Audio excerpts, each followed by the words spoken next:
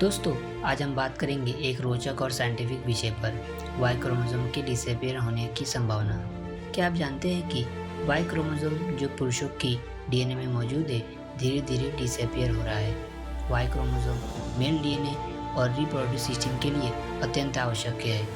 आज हम इस विषय पर चर्चा करेंगे और समझेंगे कि क्या ये वास्तव में हो रहा है, और अगर हाँ, तो इसके पीछे का साइंटिफिक कारण क्या है।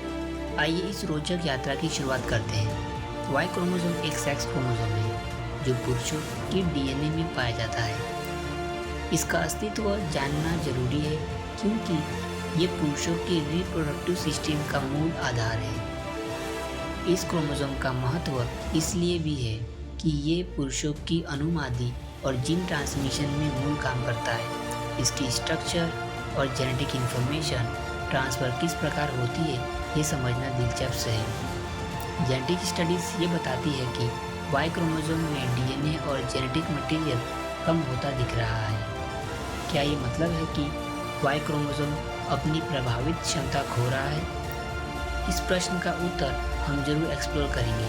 आइए वाई क्रोमोसोम को और गहराई से समझते हैं, जिससे हमारी जेनेटिक नॉलेज संयम रूप से हो सकती है।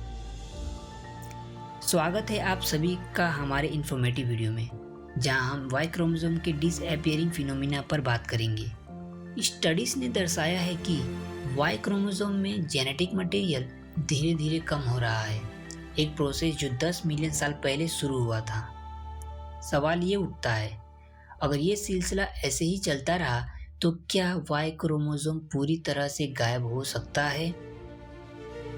10 मिलियन सालों पहले से शुरू हुई इस प्रोसेस को समझने के लिए हमें इन साइंटिफिक स्टडीज़ को नज़दीक से देखना होगा।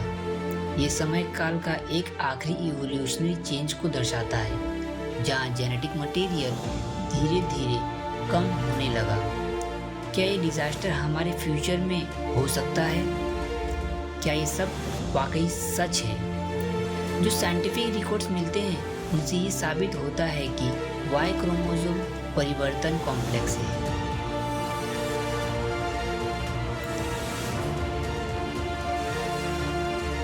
बहुत से वैज्ञानिक हैं जो इस टॉपिक पर अपने अलग अलग विचार प्रदर्शित कर चुके हैं। आगे की जानकारी के लिए बने रहें, जहां हम एक्सपर्ट्स के विचार और इस साइंटिफिक डिबेट को समझेंगे। जब तक हम और इन साइंटिफिक व्यू पॉइंट्स की तरफ बढ़ते हैं, इस टॉपिक की व्यापकता और आने वाले प्रभाव पर चिंता करते हैं। अब हम पहुंच चुके हैं इस वीडियो के रोचक हिस्सा पर, जहां हम एक्सप्लोर करेंगे साइंटिफिक दुनिया में हो रहे गर्म डिबेट्स को।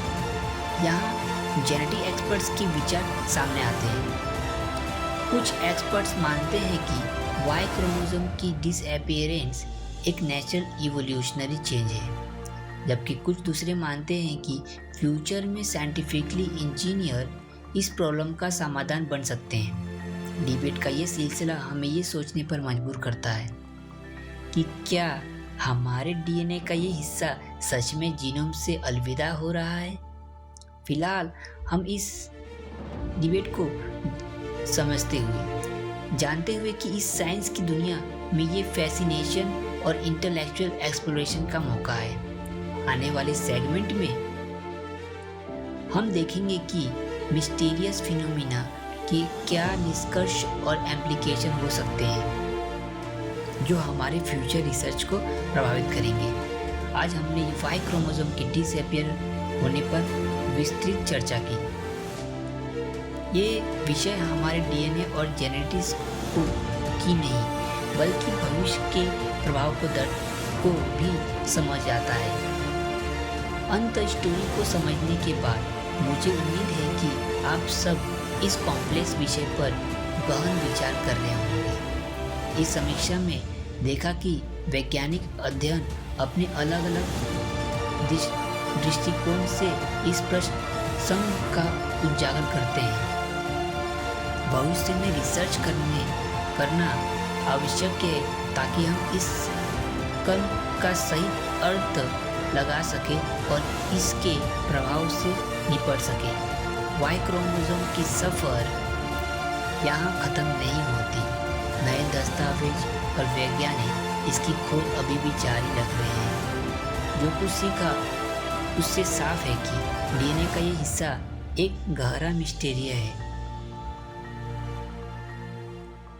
डिस्कशन के लिए आप सबका धन्यवाद। समस्या का हल ढूंढना जरूरी है और ये वैज्ञानिक का असली उद्देश्य है।